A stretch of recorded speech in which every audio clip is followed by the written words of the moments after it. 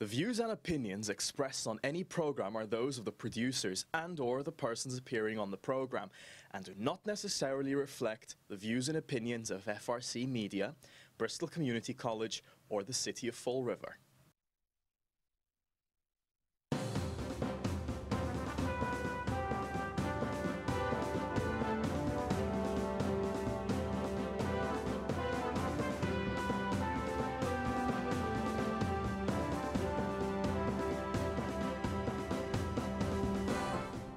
Okay, now we're back. A little technical glitch in the booth.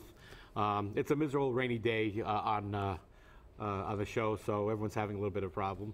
So I'm CJ. And I'm Chip. And we're the uncomfortable people in the side of the administration here in Fall River. I think we're also troublemakers, hooligans, and we are a lot of things. Yeah. But what we are is very happy today on this rainy day because we have had a piece of history. For the first time in the history of Fall River, a recall petitions were issued for an elected official. It was a victory for the people. It showed that people who are not happy with the way government is being run can exercise their right when they band together. It was the work of a collective bunch of people from all websites, all Facebook pages, Twitter, people who don't go on Facebook like me, and a few other people. But it was a united effort, and the theme of that effort was we're not happy, and we want to change this government and make it accountable. Well, you know, we say on this show, if you want change, be the change.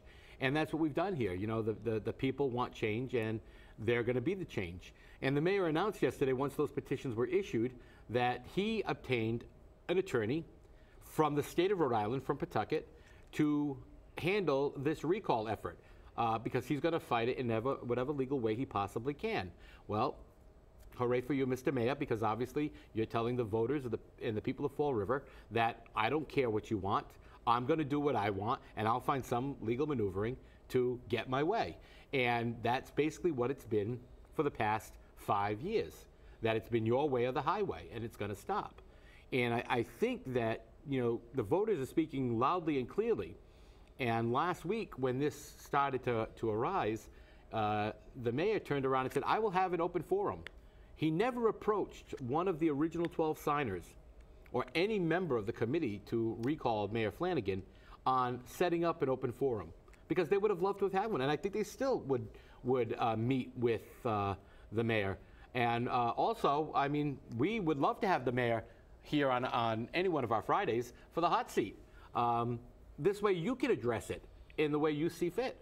I know that we have several city councilors which will be coming on to the show over the next couple of weeks on our Friday shows, which has the hot seat. But this is a memorable and historic event. And the people of Fall River has made this event.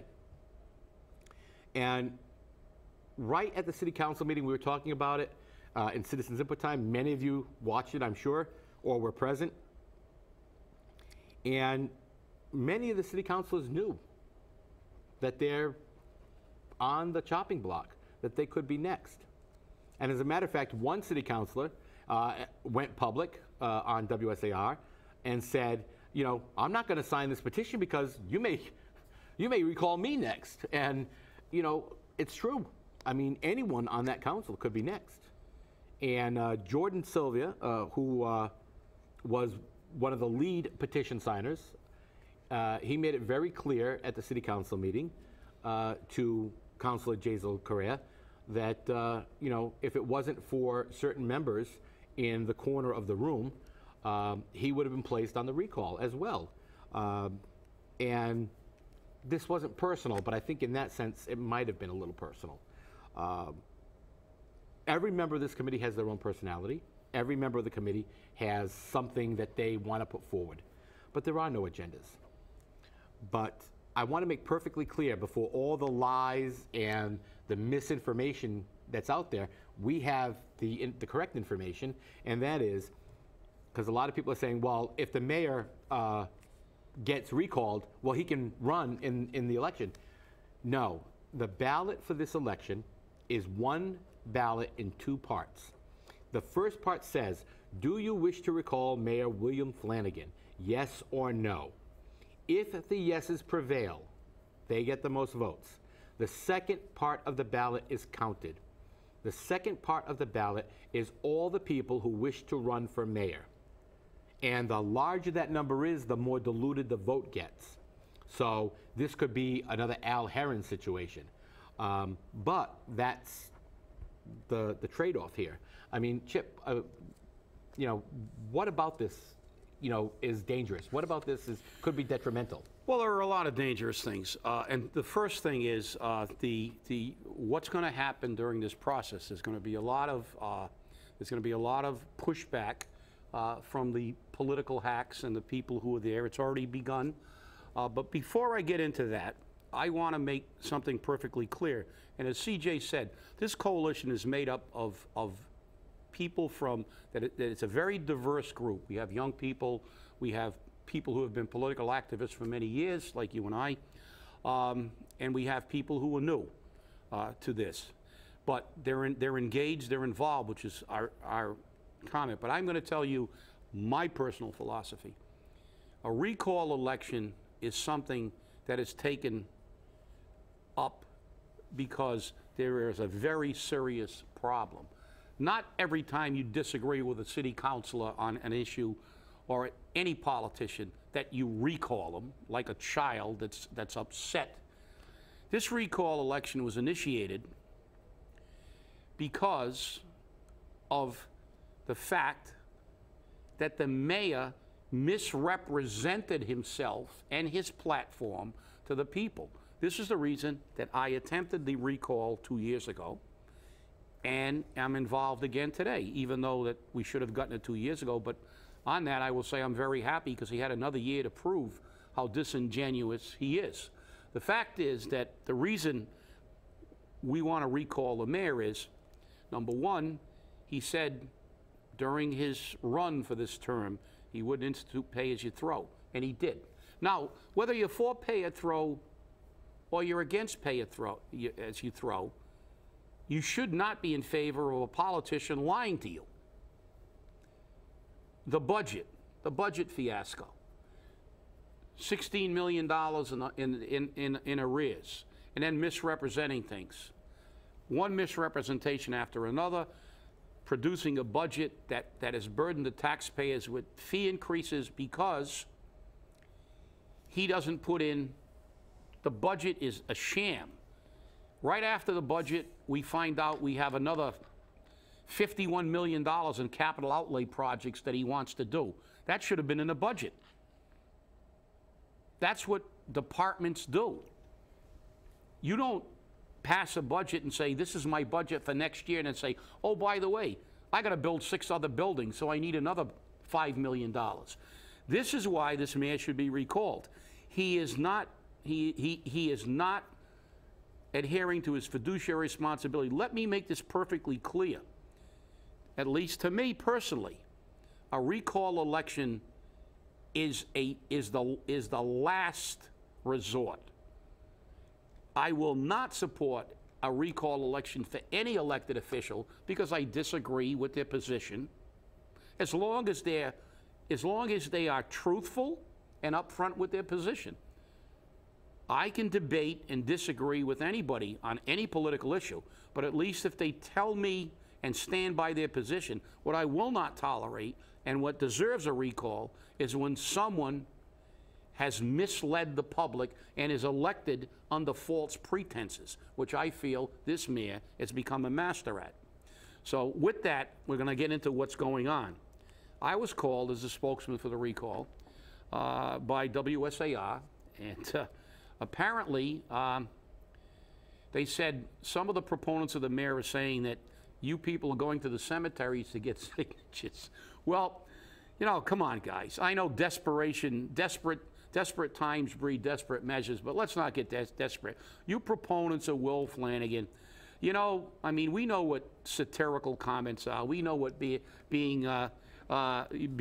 poking a little fun. You know, if I say that the mayor lies so much that if he was Pinocchio, his nose would be in California. You can't take that statement literally. The fact is, I guess someone involved in a recall posted on Facebook that, you know, we were going to do a mayor daily in Chicago and get people from the cemetery, which is number one absurd. The signatures are checked by the elections committee. Now they're going to have to check cross-reference with debts. I don't know. The fact is, it's just something to divert attention away from why this recall has been initiated, for fiscal mismanagement and basically lying to the people. So let me dispel that rumor and ask the people who are involved in this, because, you know, remember, even when you're trying to poke fun, they're going to try to spin it to divert attention away from our mission, which is to secure the signatures and let the people speak. Well, you know, as the spokesman for the press, you know, to the press, you are part of the press. You're doing your job as spokesman, and at least you designate that here. But again, people who remember my campaigns when I ran for state representative, remember when we found 115 or 105, some number over 100 of dead people who were still on the voter registration list. And we found out at that time that the city clerk's office does not send the death certificate information up to elections so that they're removed. So I don't know if they've corrected that problem since or not, but I am very much against any type of voter fraud or election fraud whatsoever, and I would be the first one to stand up and, you know, speak against it and to call it out. It's not acceptable, because I firmly believe that it robs the people of their voice when that happens. But speaking of the people's voice, yesterday's Citizens Input Time was kind of interesting. You and I both had our moment in the sun, and I must give my compliments, which I very rarely do, to President Camara. He ran the meeting professionally, according to Cushing's rules, and he actually gave people a little more than the 3 minutes without gaveling them down. And I think that was important, especially at yesterday's meeting, because there were a lot of people for Citizens Input Time who wanted to make a statement, and some of those statements went over a little bit. And I think that was appropriate, because again, that is the people's house, and it is the people's government. So, you know, kudos to you, President Camara. You know, like many other members of the City Council, I hope that some of the comments we've made, either in the City Council chamber or in the City Council foyer, that you don't take them personal. You just need to understand that we're making our comments based upon your actions as a political figure and in your job. I can hate you in your job, but I may still respect you and appreciate you as an individual. And that's something a lot of people in Fall River have a hard time to do.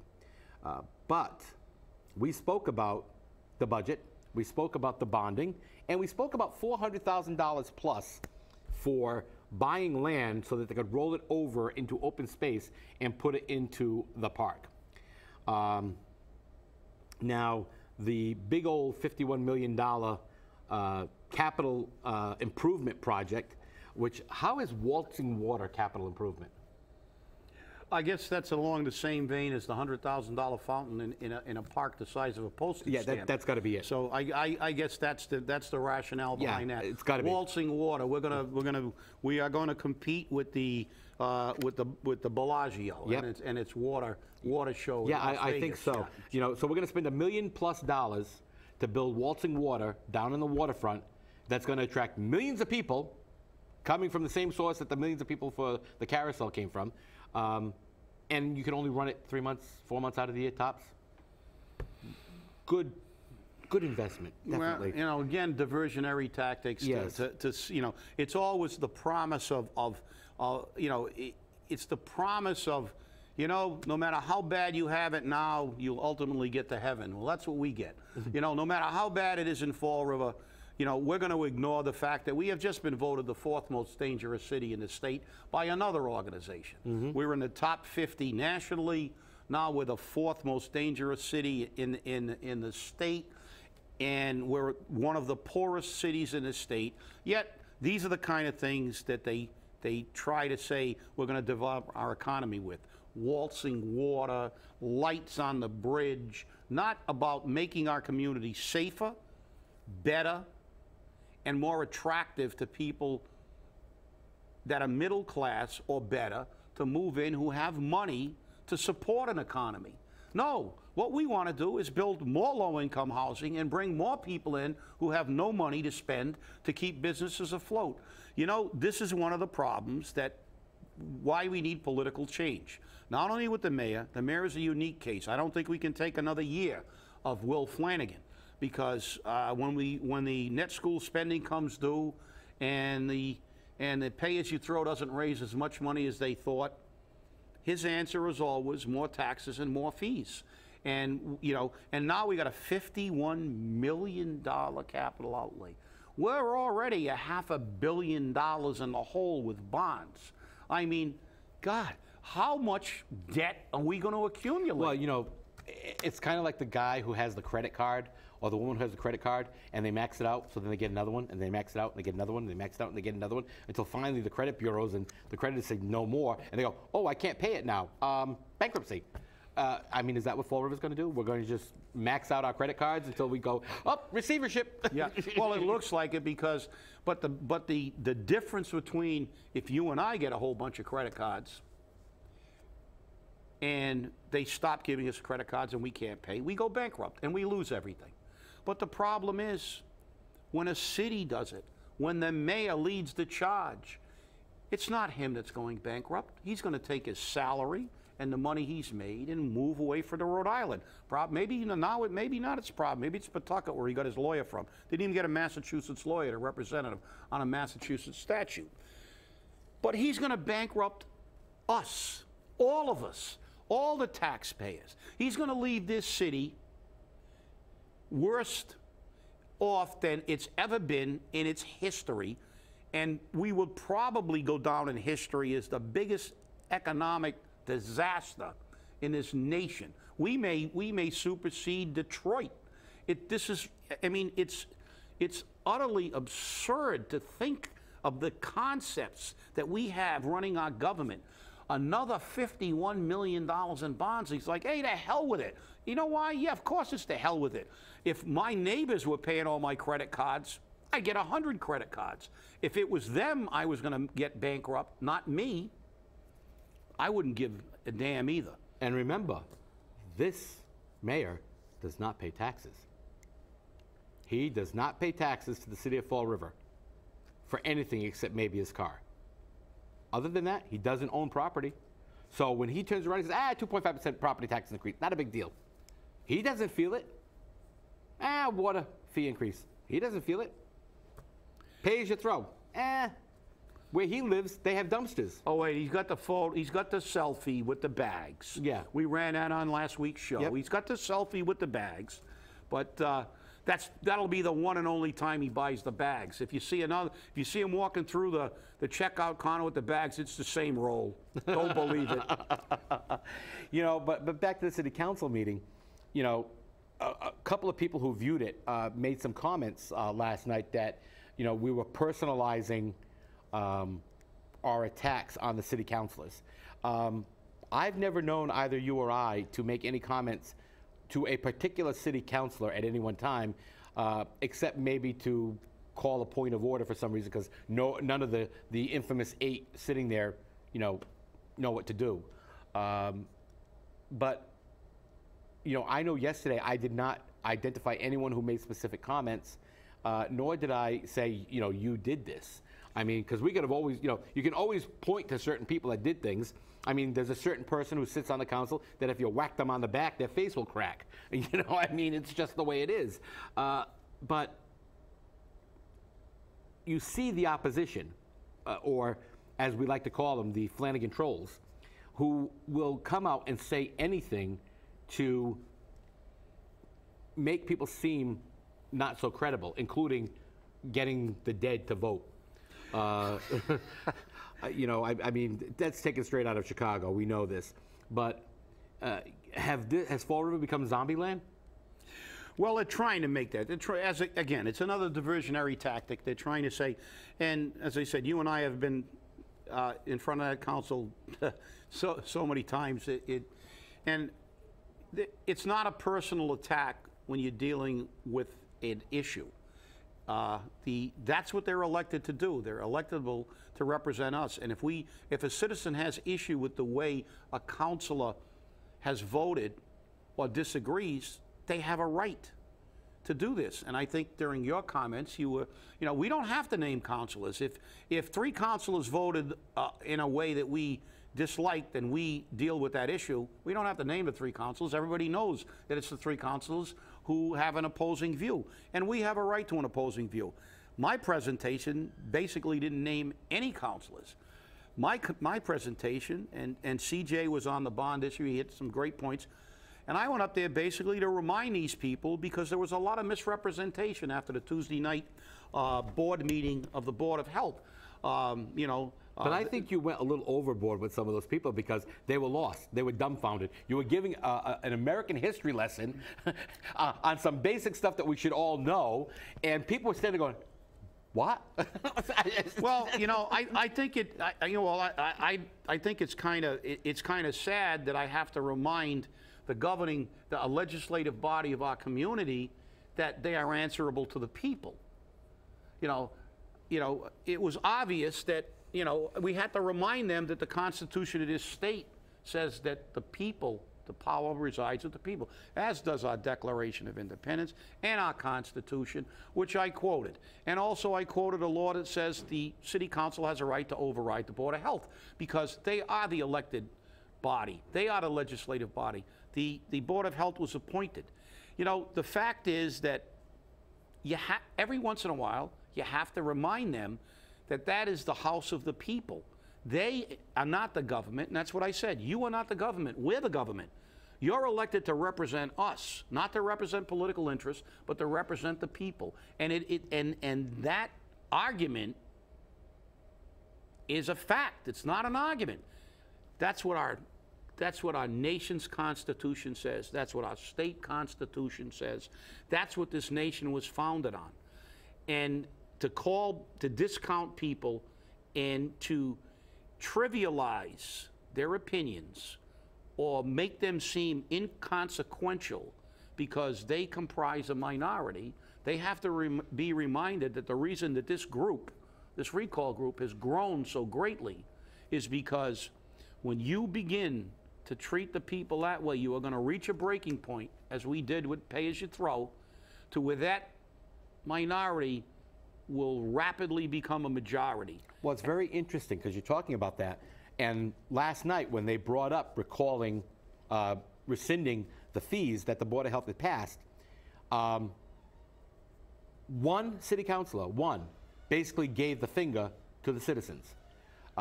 8 people wanted this to go forward and 1 objected. And the moment they objected, it was done.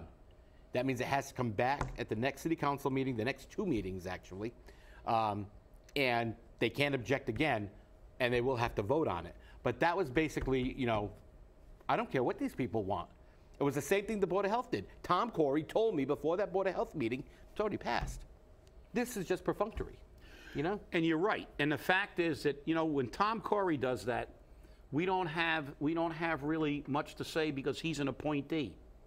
But when our duly elected representatives, and that's what I said yesterday, this is not a democracy, it's a republic, which is a representative form of government. But the power always rests in the people. But now when you have a city councilor that has basically said, we don't care. I don't care if I have the power to override a vote that was taken by non-elected people, which flies in the face of our government. That person, Pat Casey, does not belong occupying a seat in government. She doesn't even understand what her duties and responsibilities are under the Constitution of this state and what her obligations to the people are.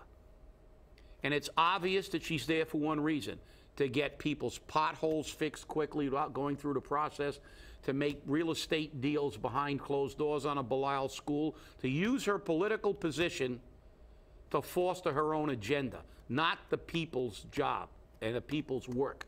So, you know, we're not going to recall you. As I said, recall elections are for unique situations. But I can tell you one thing, Pat. I am going to work my butt off to make sure you're the first person booted out of that chamber because you don't deserve to sit in that chair. Wow, that's some pretty strong statements there. It's time for the people to step up. The one thing that, you know, the mayor's saying is the recall people only have 700 and some odd likes. I've got 11,000. Chip has made the joke all the time that the 11,000 is 6 people going like over and over again. But this recall group has over 2,800 people. And if each of those people sign the recall sheet, they've already got the signatures necessary to recall the mayor. So it's not going to be as difficult as a lot of people believe. And comments were made from the city clerk's office, from elections, that it's quite possible these petitions could be turned in on Monday and have enough signatures to enact the recall. Once the recall certificate signatures are certified, the mayor has 5 days to withdraw, to resign. And after that, 60 days later, an election. We'll see what happens, and we'll keep you apprised here at the show. Thank you for watching Spindle City Straight Talk. We're having a great time here, and we need you to get involved in your city politics, your city government, and you need to really be on top of what's going on, because Chipper and I, we're getting tired. Well, as CJ and I always say, you know, if you want change, be the change. The fact is that we've got a couple minutes left. So let me just say this. This recall is as much about a process of the citizens being able to speak. And win, lose, or draw, the process and its integrity has been adhered to. And that's what this country's about. And you know something? If he's still got his supporters and he can not get recalled, well, so be it. The fact is that, but the process, we have had our ability to speak. You know, just like now, he wants to have a public forum. And I disagree with the people that say we'll participate, because I think the public forum should have been held before you took the action, not because you have been backed into a corner and now your response is to do what you should have done before the process. Too little, too late, Mr. Mayor. And you know, the interesting thing is that many of the original 12 people who signed the petition have been threatened or maligned by city employees. There's one gentleman who his wife was approached by a school department person and was threatened and told, if you know what's good for you, you will stay away from this recall process. Is that due process? Is that what the voters need? But these are people who work for the mayor, support the mayor, and support his campaign. That's not what we want. The people who have been fighting for this, the people who have gone into the city council chambers, they've been vilified by the mayor to the point that the mayor is now going to make police officers present to escort everyone around. And he's even, at your expense, increased his own security presence because I guess somebody made a comment that was facetious. But it's costing us money. Remember that. And remember, every dime spent comes out of your pocket. And coming soon, purple T-shirts with CJ's no more shenanigans. No more shenanigans. Recall Flanagan. Thanks, CJ, for that one. So watch for our people. Thank you very much. Have a great day. And sign the petition.